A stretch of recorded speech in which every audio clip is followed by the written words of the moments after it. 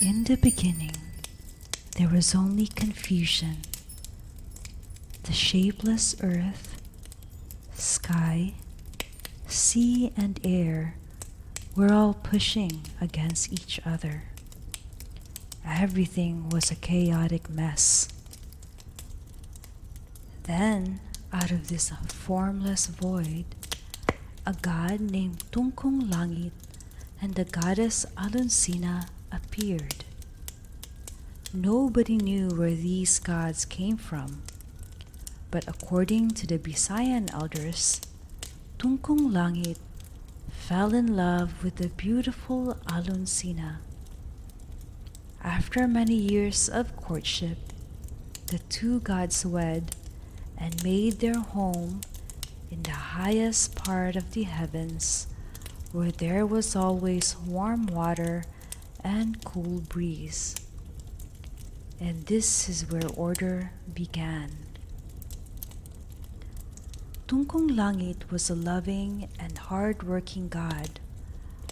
All he ever wanted was to create order over the chaotic world. So he decided to organize the world so that all the heavenly bodies would move in a regular and more orderly manner. Alunsina was quite the opposite of Tungkung Langit. She was lazy, jealous, and selfish. Her favorite thing to do was doing nothing. She just wanted to relax and enjoy her day. Sometimes she would leave her home, sit down by a pool near the door, and comb her beautiful, shiny, long coal-black hair all day long. Tungkung Langit was a busy god. One day, he told his wife that he would be away for some time.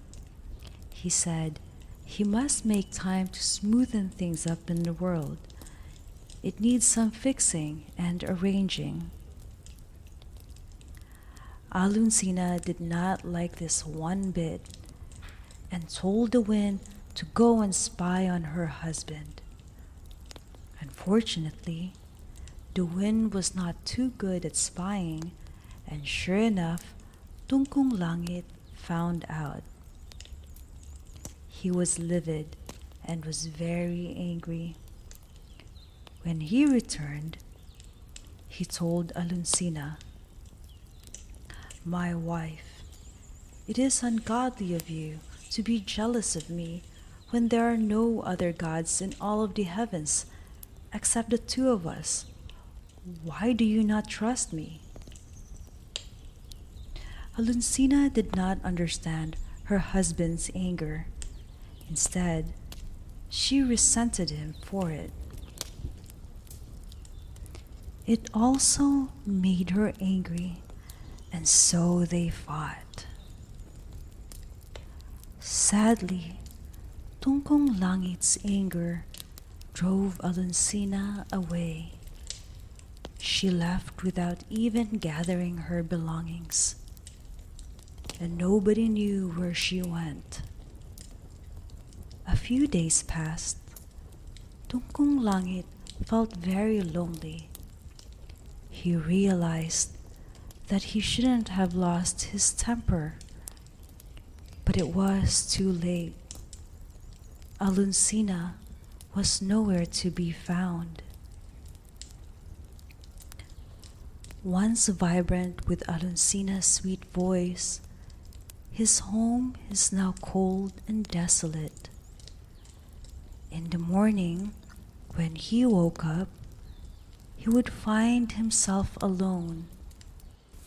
In the afternoon, when he came home, he would feel loneliness creeping deep in his heart.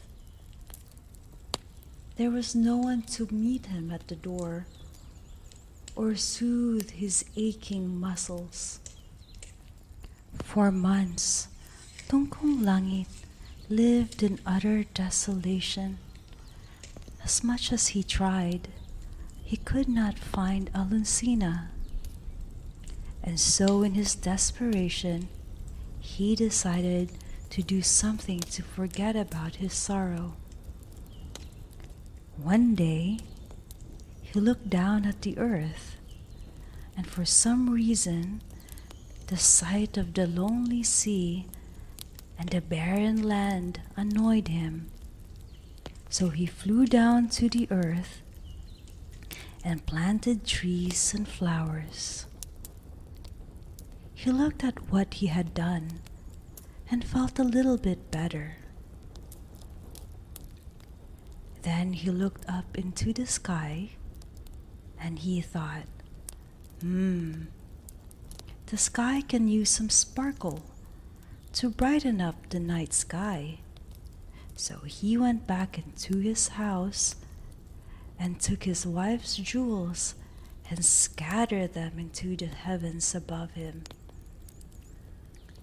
He hoped that when Alunsina sees them, it might make her homesick and want to come home to him. Alunsina's necklace became the stars, her comb the moon, and her crown the sun. But in spite of all this, Alunsina still did not return home. To this day, the elders of Panay say that Tungkung Langit sits alone in his palace in the sky. Sometimes he cries out in his loneliness, and tears fall upon the earth. The people say that rain is Tungkung Langit's tears, the tears that make everything grow. When the thunder rolls, the elders also say that it is Tungkung Langit calling for his beloved Alunsina to come back. He cries out so hard for her that his voice reverberates across the skies.